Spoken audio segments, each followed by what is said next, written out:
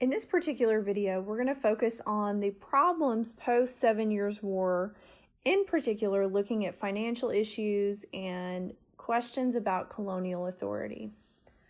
Now, since the 7 Years' War was a world war, wars are expensive, and this particular one cost the British a tremendous amount of money, especially after William Pitt made the decision to dump money into the conflict in order to win it. British debt almost doubles as a consequence of this war. And we know that British citizens abroad were already paying high taxes, both through land taxes and duties on commodities. And these are everyday things like bread, tea, salt, things like that. The colonists are not paying nearly the amount of taxes as their counterparts across the Atlantic Ocean. It's estimated that colonists were paying a 20th of what British citizens were paying in England at the time. To make matters more complicated, many colonial merchants made significant profits from the French and Indian War due to a wartime boom. They not only traded with the British, but some merchants chose to trade with the enemy, the Spanish and the French, and they got very, very rich off of this war. As a consequence of making this high amount of money, they increase their spending on British luxuries. And this kind of initiates a consumer revolution that's referred to frequently by historians who study the time period before the American Revolution. Unfortunately for the colonists, the economic boom ends as quickly as it began. However, the colonists do not change their spending habits. They're still buying these luxury items. Many of these colonists soon find themselves in trouble. They're in significant debt as well, and in some cases, they have to declare bankruptcy. In addition to the regular debt that came from the conclusion of the 7 Years' War, Pontiac's War adds additional debt to the British financial situation. The British decide that it's best to keep troops stationed in the old French forts along the Ohio River Valley to ensure that there's not another Native American uprising. So this requires additional funds that the British don't have. They're estimating they have to leave 10,000 troops stationed in those forts directly after Pontiac's War. The British believe that they're doing this to protect the colonists, and as a result of that, the colonists should pay for these forts to be filled by British soldiers. The colonists see the situation a little differently. They see the stationing of troops in the valley as a threat. This grouping of soldiers is, in their minds, an unnecessary peacetime standing army that threatens their very liberty. Add to these differing views about the proclamation line and the stationing of troops inside forts in the Ohio River Valley is a problem with William Pitt's promise to the colonies during the French and Indian War.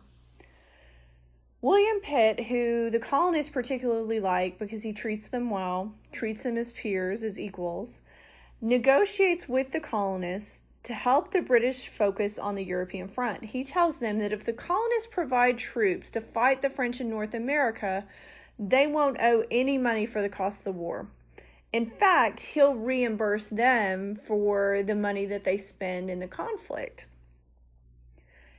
In response to William Pitt's offer, the colonists accept and they put up 40,000 plus troops. This is far more than troops the British Crown had sent during the entire conflict. Unfortunately for the colonists, William Pitt will be overruled after the war, but this is a promise that reverberates in the back of their mind as the discussion of who owes money and how to pay off this debt blossoms throughout the 1760s. One of the last important things to understand about the outcomes of the French and Indian War, or the 7 Years' War, is that both the colonists and the British citizens on the other side of the Atlantic have conflicting perspectives. And neither side recognizes these conflicting perspectives until they're forced to deal with the outcomes of this war. This situation creates friction among the two groups. Ultimately, this war draws colonists and British people together, and it provides the opportunity for both sides to realize a division which always existed. There are some important other outcomes to consider stemming from the colonial efforts in the 7 Years' War. This particular war is a boost in terms of morale for colonists. It increases their strength working together as well as their military experience.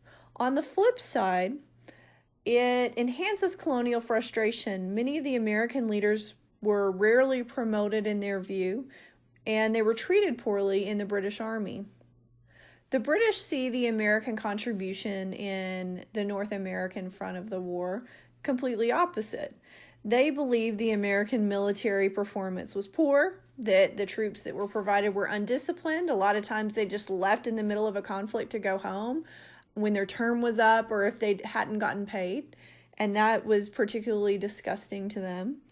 And overall, the British don't think that the Americans deserve any recognition whatsoever for their role in the French and Indian War. Another point of friction that will arise through the end of the French and Indian War into the post-war period is the British disregard for colonial assemblies. We see during the war that Quakers in Pennsylvania, who are pacifists, they're against conflict and war, refuse to pay any amount of money towards the war. New York and Massachusetts assemblies refused to quarter or house British troops, seeing it as a violation of their own British liberties. Now, on the opposite side of that, when the British see these local assemblies refuse to pay money or refuse to house soldiers, they see these decisions as an affront to the crown and an interference with the monarchy's ability to defend the colonies successfully. Lastly, it's very important to understand that the 7 Years' War officially marks an end to salutary neglect or benign neglect of the colonies. The British, in need of money, will strictly enforce the Navigation Acts at any cost, and we see this when, through the Sugar Act, for example, they actually reduce the tariff that's paid for sugar, but start to crack down on some of the colonial smuggling that's going on. And instead of allowing these potential smugglers to be tried in local courts, they're tried in British courts. And that's problematic for the colonists. The colonists are going to be expected by the crown to pay a more equitable share of the taxes for the empire. Ultimately, the colonists will never again enjoy the autonomy they had prior to this conflict. It's important to note that King George III takes power in 1760. He's young. He's only 22 years old when he takes over. He's inexperienced, and historians have described him as selfish and narrow-minded. It's his determination to increase control over the colonies at any cost that will help escalate the tensions between the colonists and the British throughout the 1760s and into the 1770s.